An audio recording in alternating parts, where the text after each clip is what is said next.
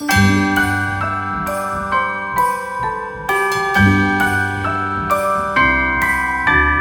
wonders of life got the prettiest side for everyone to enjoy.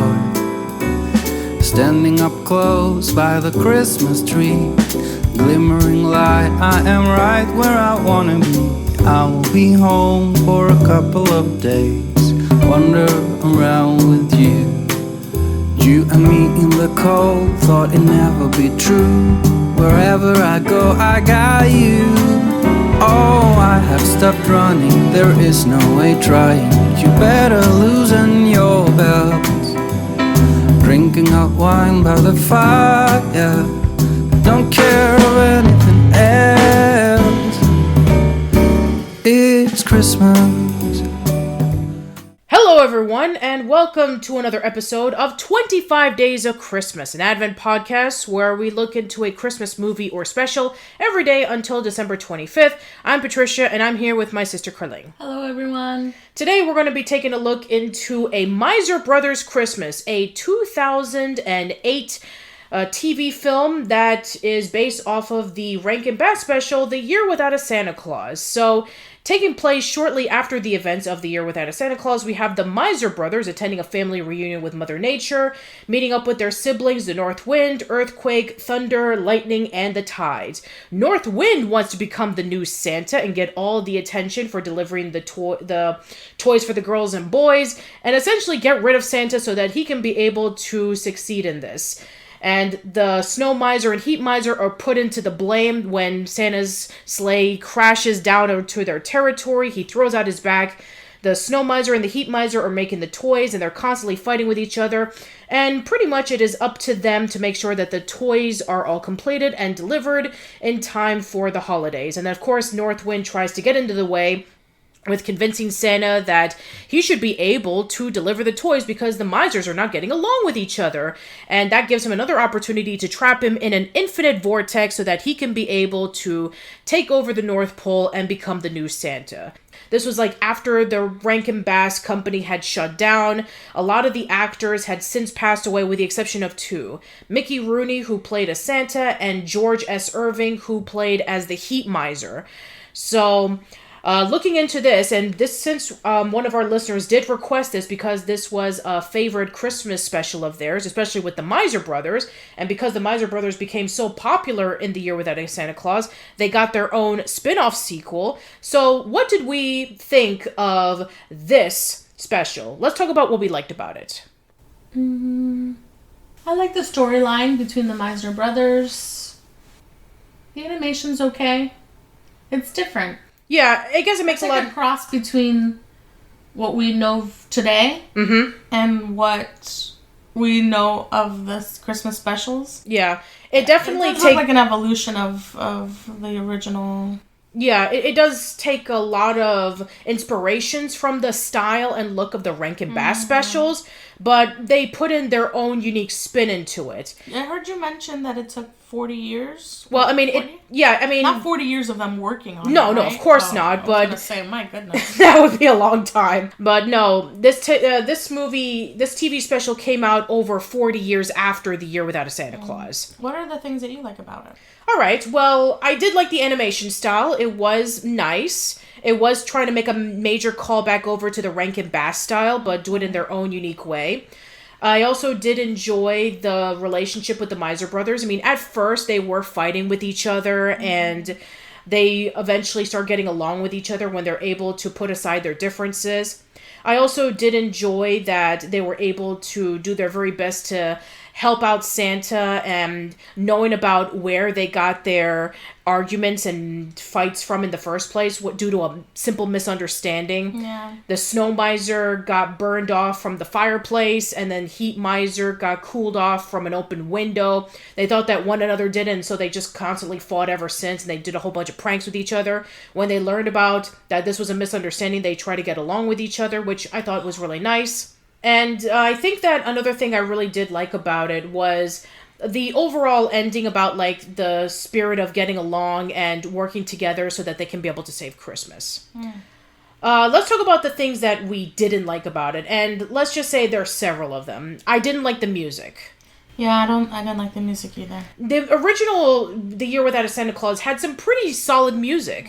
You had the song The Year Without a Santa Claus, you had I Believe in Santa Claus, you even have, of course, the Miser Brothers song, which they did reenact again. Yeah, which that's probably the best song that they have in the... Yeah, it was the best song in this, but at the same time, you expect it to be the best song because it's a classic.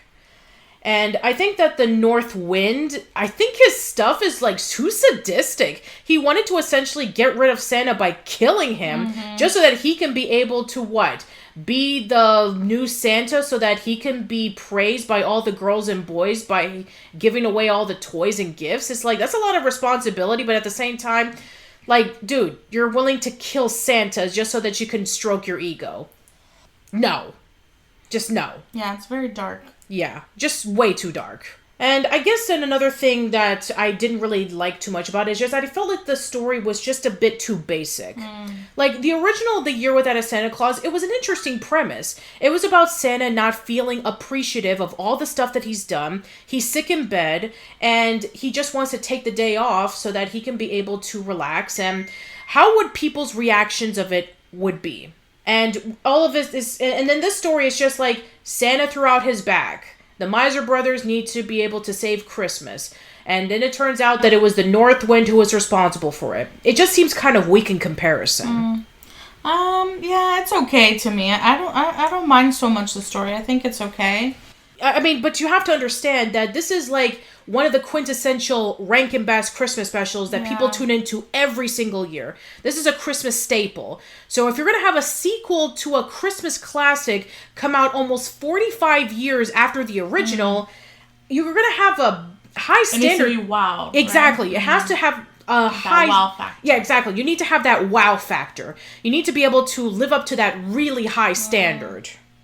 And and if that's the case, then yeah, it definitely falls short. It does. It falls short in multiple ways. I did like that they were able to bring back Mickey Rooney and George C. Irving to reprise their roles 44 years after the original. That was really awesome of them. And I also did enjoy the fact that they were able to somewhat recreate the original stop-motion stylings of Rankin Bass. But I just feel like that wasn't enough. Yeah, I'm sorry. I just don't really have too much to say about this. Unlike the last podcast where we talked almost 40 minutes about Love Actually. But yeah, this one, even though that it's 45 minutes, my summary is pretty short. I think it does pretty... I think I enjoyed it well enough. I'm grateful that it was short because, like you're saying, it's really simple. Yeah. And so, because the storyline is simple and the timing of it is short, it's enjoyable. Sure. I think that, like, if you're looking for, like what you're saying, for it to stack up to expectations, then of course I can see how it falls short of that. Yeah. But if you're just looking for something that's cute and enjoyable and like a nice Christmas movie, I would recommend it. Okay then. So I guess we can go over to our viewing. So we would see it every year, every few years, or once and never again.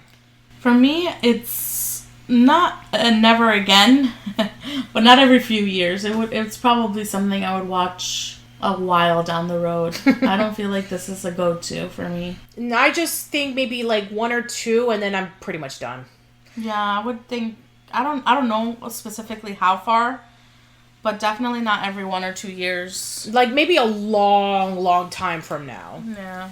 All right, let's rate it in Santas. I would rate it... Man, this is kind of tough because... I mean, it's fine on its own merits, but because it's a sequel... Like a 2.2. I would just give it maybe a 1.5 or a 2. Because remember, as I mentioned in the last discussion, The Year Without a Santa Claus is my favorite Rankin Bass Christmas special.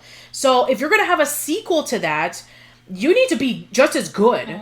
So I was pretty disappointed with this one. So I'm going to give it like either a 1.5 or a 2. Wow, okay. All right, so that is our discussion of A Miser Brothers Christmas. Let us know in the comments if you agree or disagree with our statements. Give this video a like and share with your friends, and subscribe over to the YouTube channel. We've been getting a lot of viewers coming in, a lot of new subscribers coming in, and I really do appreciate that. We're pretty close to hitting about 11,400 subscribers, which is awesome. So thank you so much for that.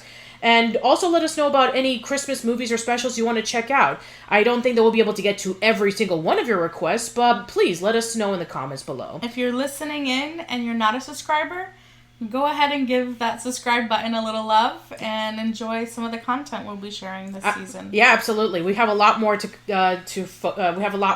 bring into all of you guys, especially during the last bits of Christmas and in the new year. So stick around for that.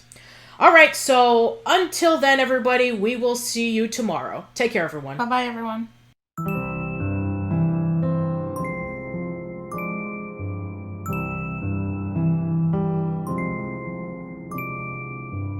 Gaze upon the sky, Christmas on my mind, somewhere from a place up high above.